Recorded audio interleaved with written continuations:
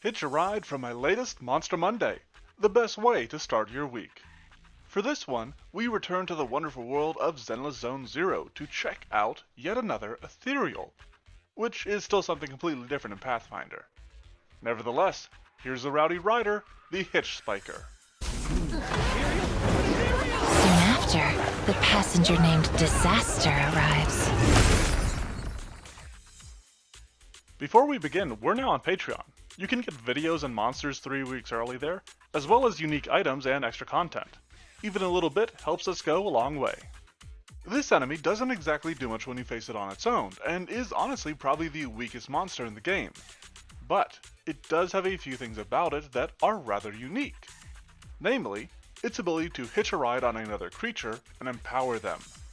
Now, in the lore and the language of the game, this is described as parasitizing them, but I don't think ethereals have that much free thought in the first place. And in return for serving as a host for the Hitchspiker, other ethereals get a bit of a power boost. I've expanded this to allow the Hitchspiker to be able to enhance any creature it attaches itself to, but I feel like this is a very fun design space. I don't think this is too uncommon in video games, but I'm not sure I've ever seen something like this in a tabletop role-playing game. With those ideas in mind, I designed the Hitchspiker at a lowly level 0, a level I don't touch too often, whereas it simply has the apparition trait based off of the other ethereals that I have already built.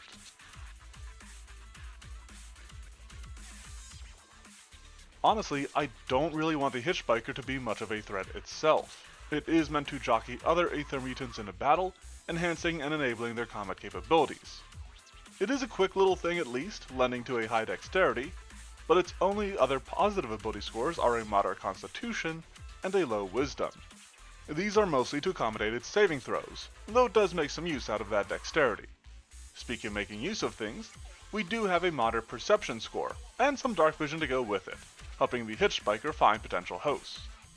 Its dexterity does lead to the use of a high acrobatics, but its athletics, which do actually come into play within its kit, use a moderate value. It doesn't actively use this skill, but it does passively fit in there for at least one of the things it does. Our defenses are simple, at least more so than other creatures I've built lately, and they start with a high armor class influenced by our dexterity. However, another feature that we will be discussing in a short bit means that the Hitchspiker won't be spending much time with a high AC. Outside of its abilities, its defenses are honestly probably where it shines, because I want it to survive to use those effects. This is also why I featured a moderate pool of hit points, and with it only having a weakness to ether damage in ZZZ, which I still don't know how to translate into Pathfinder, it's got no special resistances or weaknesses. Our saving throws just follow our ability scores, which means that we have a high reflex save to evade explosions, a moderate fortitude as its aberrant anatomy resists classic effects, and a low will, which might honestly be a bit weird considering some other aspects of its kit. But the Hitchspiker is less a creature of its own, and more an extension of the hollows that created it. As for attacks, we've only got 2 to our name. The more typical of these is its Stinger, which I debated about giving it in the first place.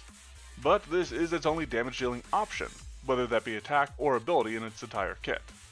And honestly, it only has a moderate attack bonus with low damage. As I've said before, the Hitchspiker is not meant to fight on its own. What it is meant to do is use the high attack bonus of its claws to grab onto some prey, and then hitch a ride with its attach ability.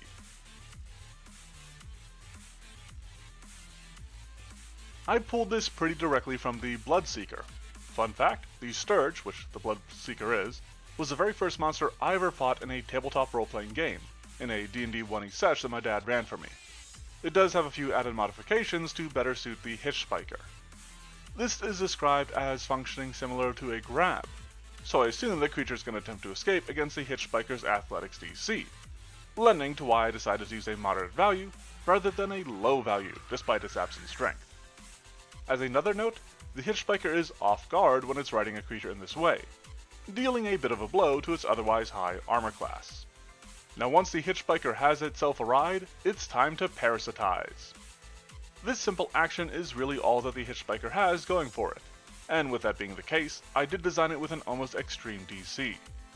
Failing this save means that the Hitchspiker seizes control, and also powers up its pressured partner, giving them a small bonus on a host of checks and DCs.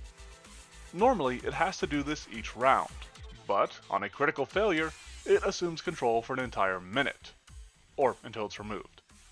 Alternatively, critically succeeding on this save means that the affected creature can harness the power of the Hitchspiker without surrendering its mind, turning the broken bond on its abuser. The Hitchspiker does have another buffing option for its steed in the form of Energize. Its sole 2-action ability, this allows it to quicken its companion, so that it can make greater use out of them. Presumably, it only does this after it has successfully parasitized a creature, because giving a potential foe the quicken condition does not seem like a great use of your actions. Rounding out our inoffensive arsenal is the Hitchspiker's sole reaction, its Defend Host ability. This lets it use its tail, which you'll often see looming over the heads of the monsters it's riding, to knock aside and parry blows from enemies. It does feel right to have a creature from ZZZ being able to parry the attacks of other creatures, while mechanically, this is just a simple boost to AC, along the lines of Nimble Dodge and the other array of feats like it.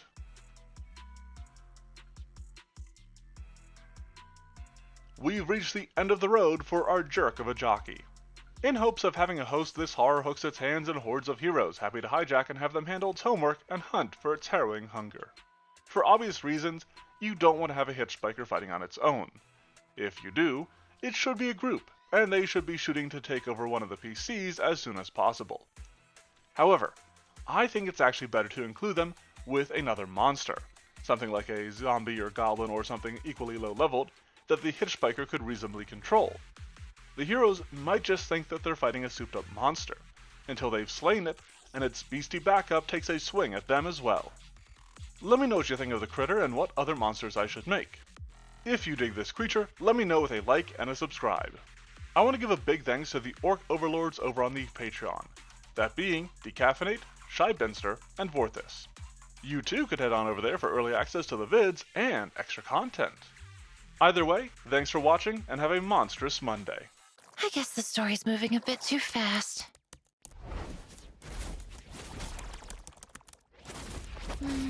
Let's try a different opening.